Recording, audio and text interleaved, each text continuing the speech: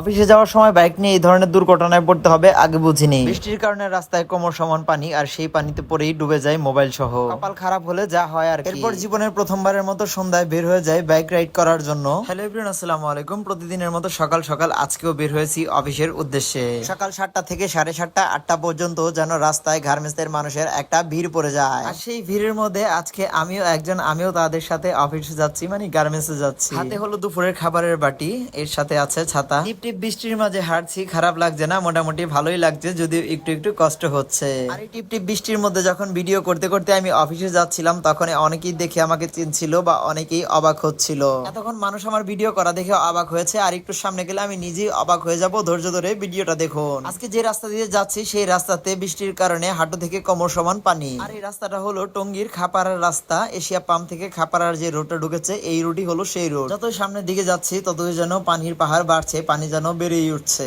গাড়িতে বসে বসে সামনের দিক যাচ্ছিলাম আর ভাবছিলাম, মোটামুটি ভয়ও পাচ্ছিলাম যে এই রুটে ঢোকা মোটেও আমাদের ঠিক হয়নি। যে কোনো সময় যে কোনো ধরনের দুর্ঘটনা ঘটতে পারে। আমার বাইকটা পড়ে যাবে, রাস্তার মধ্যে উল্টে যাবে, এই ধরনের মনে একটা বাড়ি দিচ্ছিল, সন্দেহ হচ্ছিল। যে পরিমাণ পানি ঢেউ দিচ্ছিল, চারদিকে এত পরিমাণ পানি ছিল যে কোনো সাইডে দাঁড় হবো বা গাড়িটা ফেরত আনবো, মানে পিছনে ঘোরাবো, এই ধরনের কোনো অবস্থাই ছিল না। যত বেশি সামনে যাচ্ছি পানির গভীরতা বাড়ছে, মনের ভয়ও তত বেশি বাড়ছে। আর মনের ভয় বাড়তে বাড়তেই একদম ঘটনা ঘটে গেছে জায়গা মতে।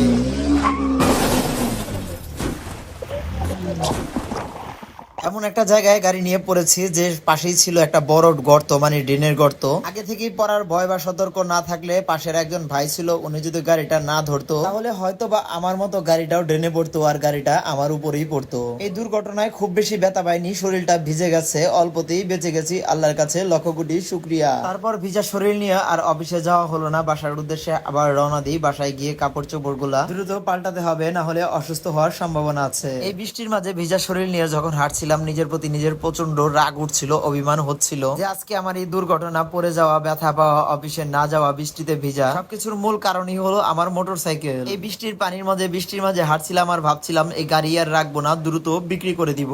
তারপর বাসায় এসে গোসল করে ড্রেসগুলা চেঞ্জ করে আর্জেন্টিনা ও সুইজারল্যান্ডের খেলা দেখতে শুরু করি। আমি একজন আর্জেন্টিনার সাপোর্টার, যদিও আজকে আর্জেন্টিনা জয়লাভ করেছে 3-1 গোলে। তারপরেও কেন জানি মনের মধ্যে কোনো ধরনের ওইভাবে আনন্দ আসেনি। তারপর বিকাল হতেই বাসা থেকে বের হয়ে যাই বাইক রাইডের উদ্দেশ্যে। আজকে যেহেতু অফিসে যেতে পারিনি, সেহেতু বাইক নিয়ে একটু বের হয়ে যদি 2-1টা ট্রিপ মারতে পারি তাহলে হয়তো বাড়তি কিছু টাকা ইনকাম হবে। কিন্তু এখানেও আমার দুর্ভাগ্য, 3 থেকে 4 ঘন্টা রাস্তায় ঘোরাঘুরির পরেও কোনো ধরনের বাইক রাইড করতে পারিনি, কোনো ধরনের বাইক রাইড করে ইনকাম করতে পারিনি। আগে থেকেই আমার মোবাইলে পাঠাও ড্রাইভার অ্যাপসটি ইনস্টল করা ছিল, এটি চালু করে দিয়ে 3-4 ঘন্টা